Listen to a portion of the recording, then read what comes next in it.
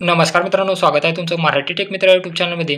आज आपण पाहणार आहोत आर-टी-ई ॲडमिशन 2024-25 साठी जे तुमचे मुलं किंवा मुली आहेत त्यांचं एंट्री लेव्हल एज काय असलं पाहिजे किंवा त्यांचं वय काय असलं पाहिजे, किमान आणि कमाल वय काय असलं पाहिजे, याबद्दल वयाची काय अट असणार आहे, याबद्दलचं अधिकृत नोटिफिकेशन आपण पाहणार आहोत, ज्यामध्ये वयामध्ये बदल करण्यात आलेले आहे.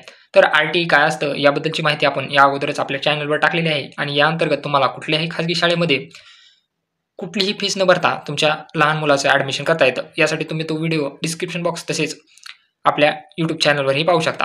तर इथून पाहू शकता तुम्ही दिनांक 22 फेब्रुवारी 2024 रोजी एक नोटिफिकेशन आलेलं आहे, ज्यामध्ये सन 2024-25 या शैक्षणिक सत्रात आर-टी-ई 25% प्रवेशासाठी बालकांचे वय निश्चित करण्याबाबतचा हा जी-आर आहे किंवा शासन निर्णय आहे किंवा नोटिफिकेशन हे तुम्ही याला म्हणू शकता.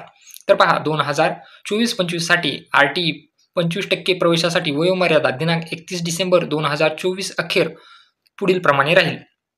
तर याच्यामध्ये प्रवेशाचा जो वर्ग आहे त्यामध्ये प्ले ग्रुप किंवा नर्सरी यासाठी वयोमर्यादा असणार आहे 1 जुलै 2020 ते 31 डिसेंबर 2021, ज्यामध्ये तुमच्या बालकाचं जे आहे ते किमान वय म्हणजे कमीत कमी वय 31 डिसेंबर 2024 रोजी 3 वर्ष असायला हवं आणि जास्तीत जास्त म्हणजे कमाल वय 31 डिसेंबर 2024 रोजी 4 वर्ष 5 महिने 30 दिवस असायला हवं. जर तुम्ही ज्युनियर के-जीसाठी ॲडमिशन घेत असाल तर तुम्हाला 1 जुलै 2019 ते 31 डिसेंबर 2020 ही वयोमर्यादा असायला हवी. यामध्ये 4 वर्ष किमान वय असायला हवं आणि जास्तीत जास्त कमाल वय 5 वर्ष 5 महिने 30 दिवस.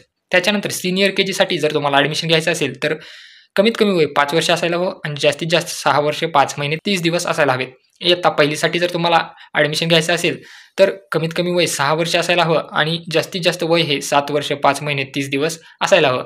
या नोटिफिकेशनची लिंक तुम्हाला आपल्या टेलिग्राम चॅनलवरही देण्यात आलेली आहे. तिथूनही हे नोटिफिकेशन तुम्ही पूर्णपणे वाचून घेऊ शकता. आर-टी-ईचे ऑनलाईन फॉर्म चालू झाल्यानंतर त्याचाही व्हिडिओ आपल्या चॅनलवर येईल. त्यामुळे आपल्या चॅनलला सबस्क्राईब करायला विसरू नका. तसेच आपलं टेलिग्राम चॅनलही जॉईन करायला विसरू नका, जेणेकरून तुम्हाला नवनवीन अपडेट्स तसेच महत्त्वाचे जी-आर PDF आपल्या टेलिग्रामला मिळत राहतील.